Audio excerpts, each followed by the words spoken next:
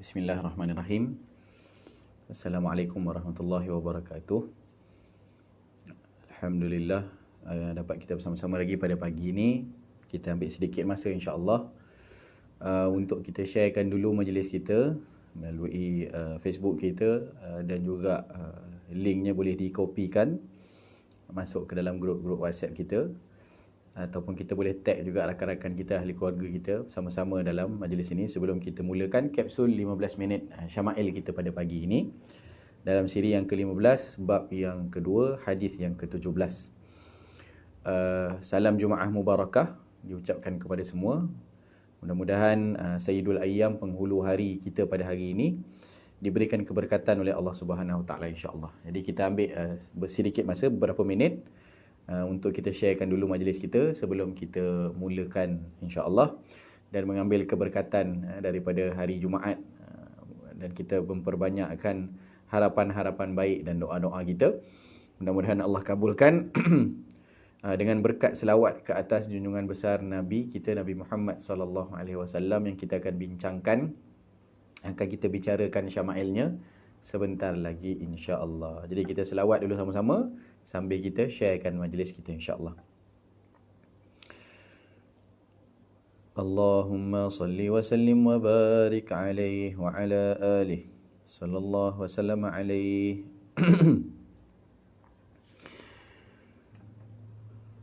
Allahumma salli wa sallim ala nuril anwar wa sirril asrar wa tiryaqil aghyar wa miftahi babil yasar sayyidina wa maulana Muhammadinil Mukhtar wa alihil athhar wa ashabihil akhyar adada ni'amillahi wa ifdalih. Allahumma salli wa sallim ala nuril anwar wa sirril asrar wa tiryaqil aghyar wa miftahi babil yasar sayyidina wa maulana Muhammadinil Mukhtar wa alihil athhar wa ashabihil akhyar adada ni'amillahi wa ifdalih. Allahumma salli wa sallim wa barik alaihi wa ala alihi. Bismillahirrahmanirrahim. Alhamdulillahirabbil alamin, wassalatu wassalamu ala asyrafil anbiya'i wal mursalin sayyidina Muhammadin wa ala alihi wa sahbihi ajma'in. Rabbana zidna ilman warzuqna fahman birahmatika ya arhamar rahimin. Allahumma faqihna fid din wa 'allimna at-ta'wil wahdina ila siratikal mustaqim. Amma ba'd. Alhamdulillah, syukur pada Allah dapat kita bersama-sama lagi pada pagi ini, pagi Jumaat, dan saya kembali ke Quba Center, studio Quba Center kita di Sungai Ramal Dalam. Dan juga ahlan wa sahlan diucapkan kepada yang baru masuk bersama-sama dengan kita. Ada Kak Basitah, Kak Siti Hajar, Kak Siti Mahawa. Saya ucapkan juga menjawab salam bagi yang memberikan salam. Waalaikumsalam warahmatullahi wabarakatuh. Mudah-mudahan tiga perkara yang ada dalam doa, dalam lafaz salam itu dapat pada kita semua insya-Allah. Keselamatannya, kemudian kerahmatannya, kemudian keberkatan darinya insya-Allah. Jadi minta maaf terlewat sikit, 5 minit, 10 minit saya terlewat tadi. Malam tadi pun sampai jam 2 pagi. Sampai jam 2 pagi. Jadi alhamdulillah pagi ni sudah kembali bersama-sama di Kubak Center insya-Allah. Dan kita sedang merangka program-program yang akan berlangsung dalam keadaan negara kita semakin berada dalam keadaan pemulihan. InsyaAllah akan kita buka kembali Kubak Center dengan program-program yang bakal dirancang ataupun disusun insyaAllah. Baik, kita masuk terus pada kapsul kita 15 minit yang akan selesai pada jam 8 pagi insyaAllah. Bab yang kedua, babu maja'a fi khatamin nubuwah, masih lagi berada. Semalam kita dah baca satu hadis. Hari ini kita masuk hadis yang kedua dalam bab yang kedua ataupun hadis yang ke-17 dalam bab yang kedua daripada kitab Syama'il Muhammadiyah. Qala al-musannif rahimahullahu ta'ala wa anhu bihi qala haddathana Sa'id ibn Ya'qub at-Talqani قال حدثنا أيوب ابن جابر عن سماك ابن حرب عن جابر ابن سمرة رضي الله عنه قال رأيت الخاتم بين كتفي رسول الله صلى الله عليه وسلم غدة حمراء مثل بيضة الحمامة. Daripada Sayyidina Jabir bin Samurah radhiyallahu anhu berkata, aku melihat khatam ataupun tanda kenabian di antara kedua-dua bahu baginda sallallahu alaihi wasallam. Itu bentuknya adalah seperti gumpalan sepotong daging yang berwarna merah, seperti sebesar telur burung merpati. Baik. Semalam kita dah bincang panjang mukaddimah bab dan kita dapat ekstrak daripada hadis yang pertama dua sifat khatamun nubuwah ataupun tanda kenabian yang ada di belakang badan baginda sallallahu alaihi wasallam. Sifat yang pertama adalah dia terletak di antara dua bahu, maknanya bahagian tengah belakang. Kemudian saiznya adalah sebesar telur burung merpati. Dan dalam hadis yang ke-17 pada hari ini kita dapat sifat yang ketiga, iaitu dia adalah berbentuk gumpalan daging yang berwarna merah. Ataupun kita kata daging timbul lah sebenarnya. Ya, daging timbul. Dia ada timbul sedikit daging macam ketulan kita kata dia sebesar telur kan, macam telur yang ditanam lah. Macam tu bulat tu, tapi segumpal daging dia timbul sedikit daripada bahagian badan baginda Rasul sallallahu alaihi wasallam. Okey, jadi kita dah dapat sifat yang ketiga. Kita masuk hadis yang ke-18. Wa anhu bihi qala haddathana Abu Mus'ab al-Madini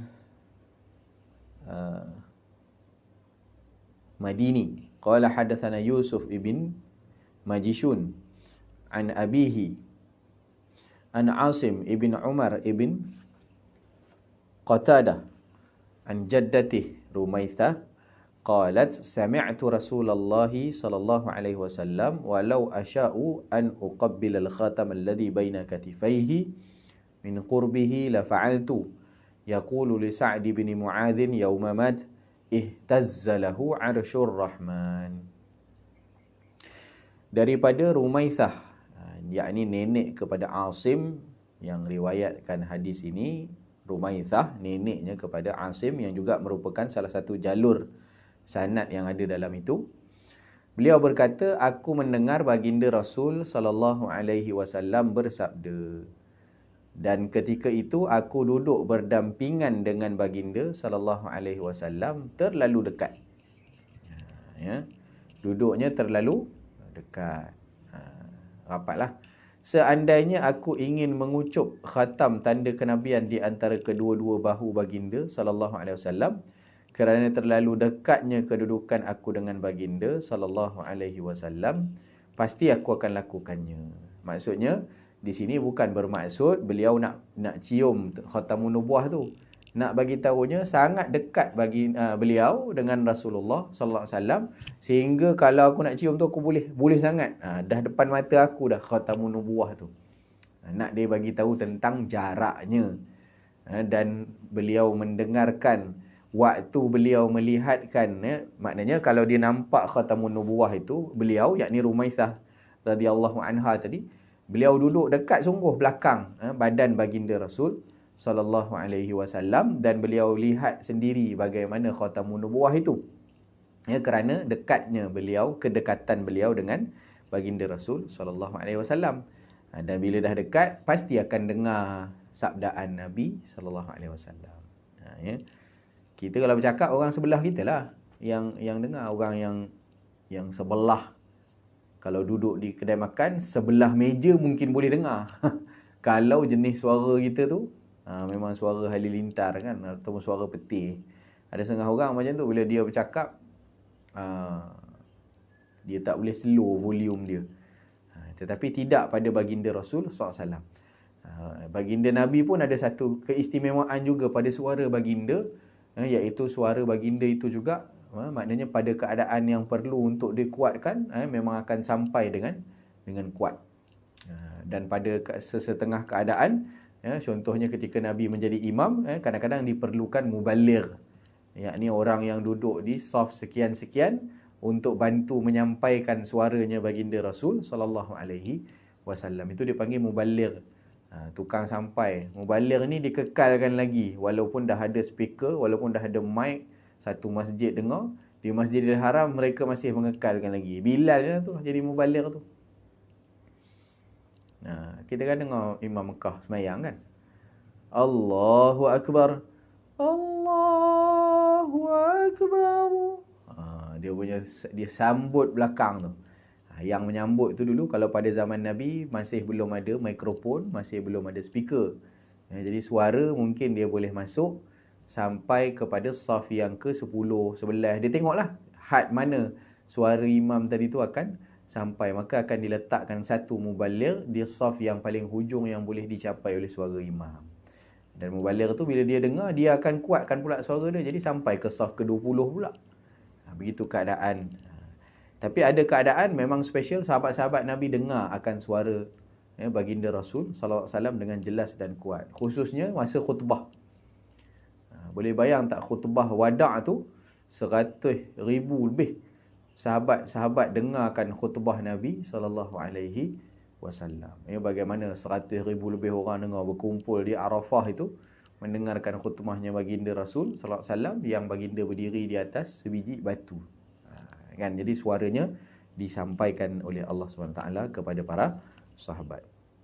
Habis suara kita macam itulah, suara kita tak kuat. Yang dengar orang sebelah. Kalau kita lepak kedai mamak, ataupun lepak kedai makan, duduk kat kedai makan, orang sebelah kita lah yang dengar suara kita. Kan? Kadang-kadang orang sebelah pun tak dengar. Kan? Kalau pemikiran dia dah pergi merata-rata lah. Kita bercakap dengan dia, rupanya kepala dia ke lain. Jadi dia dengar masuk telinga masuk telinga kanan, keluar telinga kiri. Kan? Macam itulah. Jadi Rumaisah radhiyallahu anha, beliau mendengar akan sabdaan baginda sallallahu alaihi wasallam. Apa sabda baginda? Baginda Rasul sallallahu alaihi wasallam bersabda, ditujukan untuk Sayyidina Sa'ad ibn Mu'az. Sa'ad bin Mu'az. Nama ni, nama dia sambil-sambil kita belajar Syama'il ni, sebenarnya kita belajar sirah juga. Sebab banyak nama-nama sahabat, kisah-kisah mereka disebutkan di samping memfokuskan kepada hadis-hadis yang maknanya ada syawahid yang menceritakan tentang syama'ilnya baginda Rasul sallallahu alaihi wasallam. Jadi syawahid bab ini adalah apa nama dia panggil, munasabatul bab. Munasabatul bab ini Imam Tirmizi masukkan hadis ini dalam bab ini. Kenapa? Sebab Rumaisah cerita, aku ni dekat sangat duduk dengan Nabi sampai maknanya aku nampak jelas tanda kenabian yang ada di antara kedua bahu baginda. Dekat situlah syawahid dia. Tanda kenabian tadi duduk antara dua bahu. Dan bawah tu cerita tentang hadis yang Rumaisah radhiyallahu anha dengar daripada Nabi sallallahu alaihi wasallam dalam keadaan beliau duduk cukup dekat dengan Nabi sallallahu alaihi wasallam. Kita kena fahamlah bagaimana latar belakang hadis. Sebab dia duduk dekat, jadi dia dengar apa yang Nabi sabdakan, dan apa yang Nabi sabdakan juga diriwayatkan sama dalam hadis, di samping beliau sendiri menceritakan apa yang beliau nampak. Jadi yang pertama tadi, beliau menceritakan apa yang beliau nampak, iaitu tanda kenabian di antara dua bahu baginda sallallahu alaihi wasallam di bahagian belakang. Dan juga yang kedua, beliau kisahkan dalam hadis apa yang beliau dengar, iaitu sabdaan Nabi sallallahu alaihi wasallam. Jadi Nabi bersabda kepada sahabat-sahabat berkenaan dengan seorang lagi sahabat. Namanya Sayyidina Sa'ad ibn Mu'adz al-Ansari radhiyallahu anhu wa ardah. Sayyidina Sa'ad ibn Mu'adz radhiyallahu anhu merupakan seorang sahabat, ketua daripada kaum Ansar. Ketua daripada kaum Ansar yang sangat-sangat mendukung perjuangan baginda Rasul sallallahu alaihi wasallam. Jadi kita tengok apa yang Nabi sabdakan. Yaqulu li Sa'd bin Mu'adz yauma mat. Baginda menujukan sabdaan baginda untuk Sayyidina Sa'ad bin Mu'adz radhiyallahu anhu pada hari beliau meninggal dunia. Sayyidina Sa'ad bin Mu'adz pada hari beliau meninggal dunia, Nabi cukup sedih dengan pemergian Sa'ad bin Mu'adz. Kata Nabi sallallahu alaihi wasallam, ihtazzalahu 'arsyur rahman. Telah bergoncang arasy Allah Subhanahu wa taala yang Maha Pengasih. Ar-Rahman, arasy Allah yang Maha Pengasih, maknanya Arsyur Rahman, arasy Allah lah. Ya. Kerana apa? Disebabkan oleh kematian, kewafatan Sayyidina Sa'ad bin Mu'adz. Sayyidina Sa'ad bin Mu'adz, kalau kita baca sedikit tentang sirah ataupun tentang apa yang dilakukan oleh Sayyidina Sa'ad bin Mu'adz, beliau adalah antara pemimpin Madinah yang awal memeluk kepada agama Islam setelah mendapatkan dakwah daripada Sayyidina Mus'ab ibn Umair.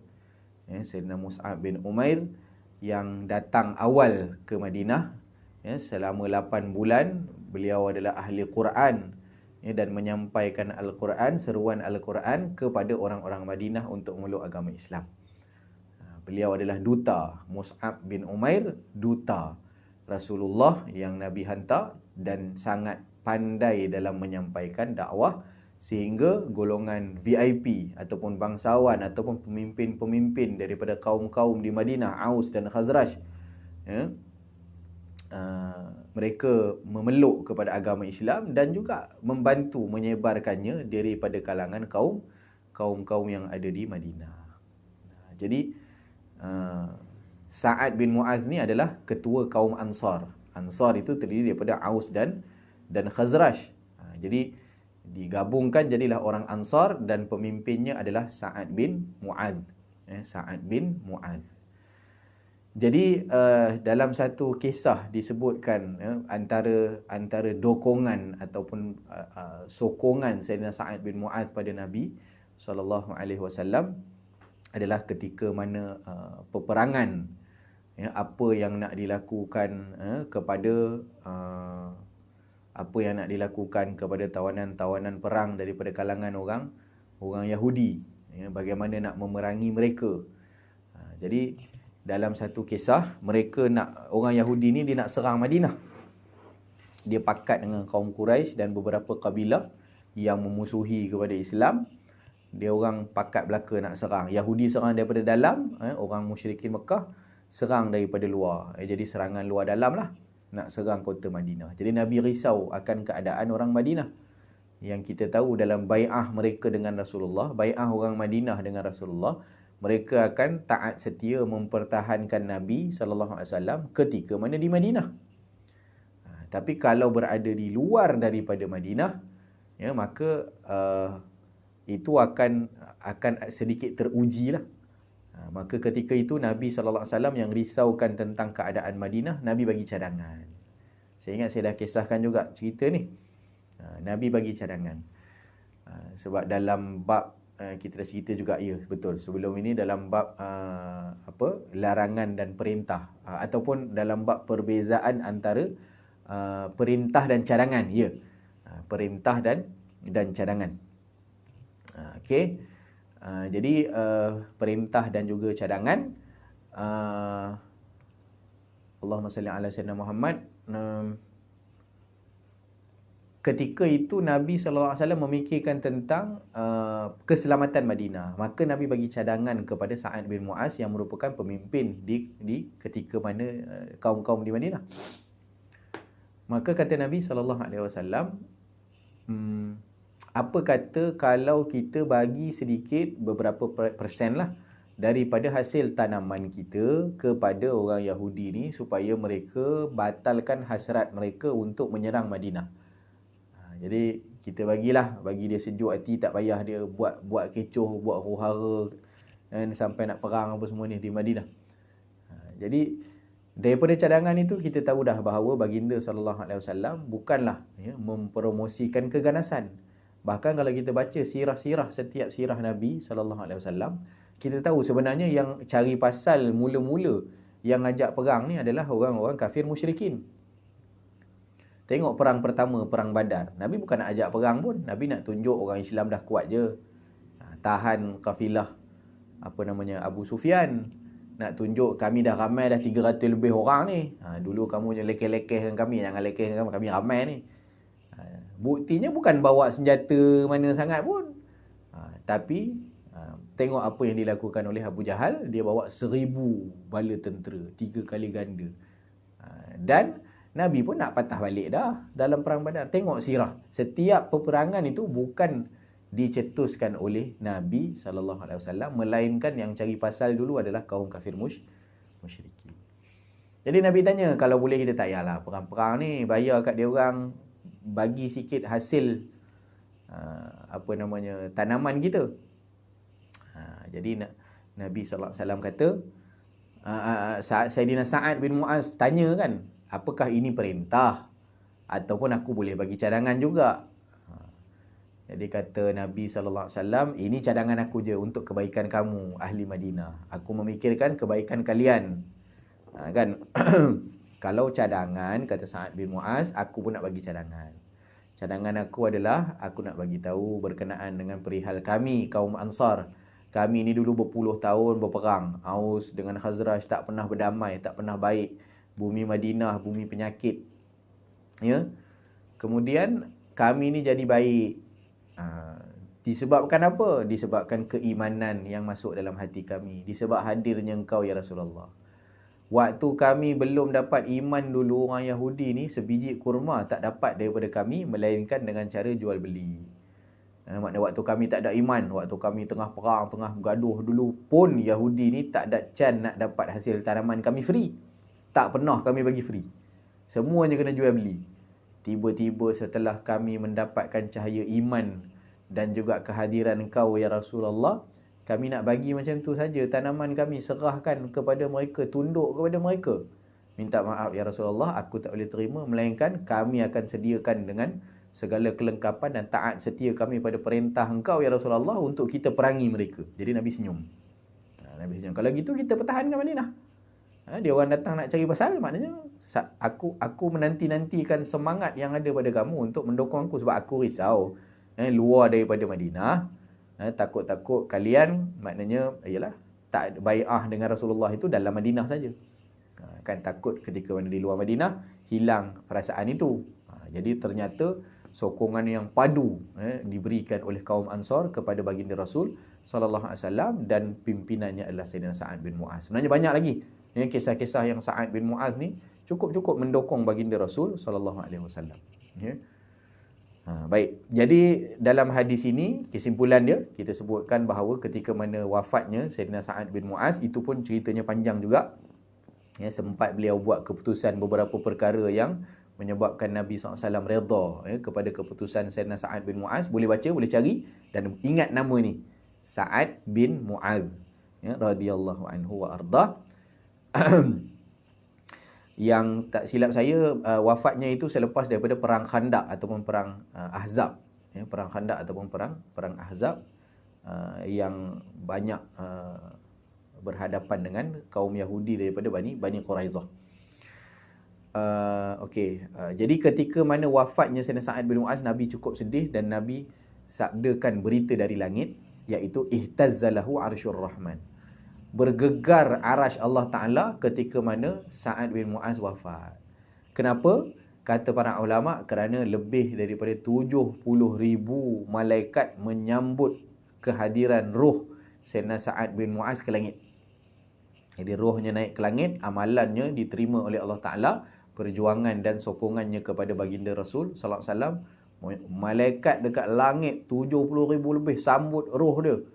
Bersorak lah istilah kita, bersorak maknanya bertakbir, menyambut kepada rohnya Sayyidina Sa'ad bin Mu'az, kerana apa yang beliau lakukan ketika mana hidup di atas muka bumi ini, iaitu mendukung perjuangan Nabi sallallahu alaihi wasallam. Jadi kita pun kena buat perkara yang samalah. Ya. Ada soalan ni daripada Mira Rahim. Selalunya kapsul kita tak jawab soalan. Tapi tak apalah, sebab hari Jumaat kan, saya jawablah soalannya. Bolehkah kita berselawat ketika tidak menutup aurat? Jawapannya boleh. Selawat adalah bahagian daripada zikir, adalah bahagian daripada doa kita. Selawat ni bila-bila masa pun boleh. Cuma ada adabnya. Adabnya lah. Yang terbaik adalah waktu-waktu yang kita sedang dalam keadaan yang penuh dengan adab lah. Sebab zikir umum. Dalam Quran sebut apa? Alladzina yadhkurunallaha qiyaman wa qu'udan wa 'ala junubihim. Mereka yang berzikir kepada Allah Subhanahu wa taala qiyaman, dalam keadaan dia berdiri, dalam keadaan dia duduk, dalam keadaan dia baring. Jadi daripada situ kata Ibnu Abbas dalam tafsirnya adalah fi kulli ahwalin, pada setiap ketika. Zikir ingat Allah dengan cara ingat Nabi sallallahu alaihi wasallam juga, sebab Allah utuskan Nabi. Ya, dan kita ingat Nabi bermakna kita ingat Allah. Jadi zikir juga ada dengan hati dan zikir juga ada dengan lidah. Jadi bila-bila masa pun boleh. Kalaupun dalam keadaan kita tidak menutup aurat, maka kita tetap juga disunatkan untuk berzikir. Tengah masak dekat dapur kan? Tengah masak kat dapur, sambil-sambil berselawat, sambil basuh beras. Kita duduk-duduk tengah tengok TV ke apa ke, duduk kat sofa, tiba-tiba teringat ke Nabi sallallahu alaihi wasallam. Jadi selawatlah. Allahumma salli ala sayyidina Muhammad. Seperti mana juga zikir-zikir yang lain. Cuma kita sebut tadi, zikir ni kalau dijaga adabnya, insya-Allah akan lebih lagi baiklah. Kita berzikir pada waktunya, contohnya lepas kita solat, kan? Lepas kita solat tu dalam keadaan kita masih lagi dalam keadaan dalam telekung kita. Begitu juga keadaan-keadaan yang zikir secara umum lah. Jadi selawat itu juga begitu. Boleh saja dilakukan walaupun dalam keadaan kita tidak pakai tudung dan sebagainya. Cuma aurat memang perlu dijagalah. Kita keluar rumah apa semua, kalau tak ada mahram, itu memang jadi satu kewajipan lah, perintah Allah SWT kepada kita. Cuma dekat rumah lah. Dekat rumah boleh tak kita selawat ni tak pakai tudung ke? Kena cari tudung dulu baru nak selawat? Tak. Selawat ni bila-bila masa pun boleh. Kan bila-bila masa pun boleh. Cuma jangan dekat tempat-tempat yang tak elok lah. Dalam tandas kan. Dalam tandas. Tengah-tengah meneran tu. Tu pula dia selawat. Tak kena lah. Tak kena. Walaupun hati kita tak dapat buang. Maksudnya Allah dan Rasulullah itu sentiasa ada dalam hati. Mana pula dalam tandas tak ingat Allah. Dalam tandas tak ingat Nabi. Kadang-kadang teringat. Ini pengalaman lah. Pengalaman. Kami ni kan masa belajar dulu kan kena hafal Quran. Dia duduk dalam tu kan lama, kadang kalau sakit perut lama. Dia time-time tu teringat nak ngulang ayat Quran pula. Tak masih. Jangan buat pasal kan. Tengah duduk termenung kat dalam tu kan. Ni ayat ni. Tapi iyalah kadang-kadang time tu pula dia nak teringat dengar. Nak teringat untuk ngulang. Time lain dekat luar tandas elok je, tapi janganlah disebut. Kan macam kita hafal surah Fatihah lah. Surah Fatihah tu ada dalam hati kita. Masuk tandas dia pergi baca dalam tu. Tak kenalah. Tak boleh masuk baca Fatihah tu dalam tandas. Ada pun dalam hati kita bukan masuk tandas kita buang ingatan dalam hati kita terhadap surah Fatihah kepada Allah dan kepada Rasul. Sebab tu ulama kata antara Allahumma salli ala Muhammad, antara doa kita keluar tandas kan, ghufranakal hamdulillah. Ya Allah, aku minta ampun. Kenapa keluar tandas minta ampun? Kata ulama, sebab dalam tandas tadi kita dah bazirkan masa kita dengan tidak berzikir kepada Allah. Zikir tu dengan lidah lah. Kan lidah kita ni kita terpaksa tutup. Ya Allah, minta maaf tadi aku tak berzikir. Kan keluar saja daripada tandas kita berzikir, ghufranak, ya Allah ampun aku. Alhamdulillah. Kan itu 2 kalimah saja keluar tandas. Ya Allah ampunkan aku, dan juga alhamdulillah. Sebab apa? Penyakit-penyakit dalam badan keluar. Wallahu a'lam. Jadi banyakkan selawat dan salam kita ke atas junjungan besar Nabi Muhammad sallallahu alaihi wasallam dalam keadaan apa sahaja keadaan yang kita laksanakan dalam kehidupan. InsyaAllah kita akan mendapatkan syafaat Nabi sallallahu alaihi wasallam. Di samping Nabi pun galakkan hari Jumaat ni untuk kita banyakkan salawat kita ke atas Nabi sallallahu alaihi wasallam. Mudah-mudahan kita semua dapat syafaat Nabi, dapat kesian, rahmat, belas ihsan daripada Allah Subhanahu Wa Taala kepada kita. Kita insan yang penuh dengan kekurangan, dan kita harapkan agar Allah Taala bimbing kita menuju kepada redha-Nya dalam setiap apa yang kita laksanakan dalam kehidupan. Dan mudah-mudahan Allah bimbing kita untuk kita lebih dekat dan lebih kenal dengan Nabi yang diutuskannya untuk bagi panduan dalam hidup kita, dengan kita bacakan kepada kitab Syama'il Muhammadiyah ini. Mudah-mudahan berkat daripada kita baca kitab Syama'il dan kita selawat tiap kali dengar nama Nabi sallallahu alaihi wasallam, sallallahu alaihi wasallam. Dan insya-Allah nanti kita akan cuba buat juga, sebenarnya saya dalam cadangan juga untuk kita buat satu sesi khas untuk kita jelaskan tentang selawat ke atas Nabi sallallahu alaihi wasallam. Insya-Allah kita akan cuba rancanglah. Okey, insya-Allah kita akan jumpa hari Isnin kembali untuk kapsul 15 minit. Hari ni tak jadi 15, jadi 25. Tak apalah, yang 10 minit tu untuk jawab soalan kan. InsyaAllah kita akan jumpa lagi pada hari Isnin yang akan datang. Sabtu Ahad ni kita cuti dulu. InsyaAllah mudah-mudahan ada kebaikan dalam setiap apa urusan kita, dan kita berdoa kepada Allah agar Allah mempermudahkan segala urusan kita dan urusan semua umat Islam pada hari ini dan hari-hari yang mendatang, insya-Allah. Amin ya rabbal alamin. Wa sallallahu ala sayidina Muhammad wa ala alihi wa sahbihi wa baraka wa sallam. Terima kasih kepada semua yang sudi bersama-sama pada hari ini, dan juga hari-hari yang sebelum ini, dan juga hari-hari yang akan datang. Assalamualaikum warahmatullahi wabarakatuh.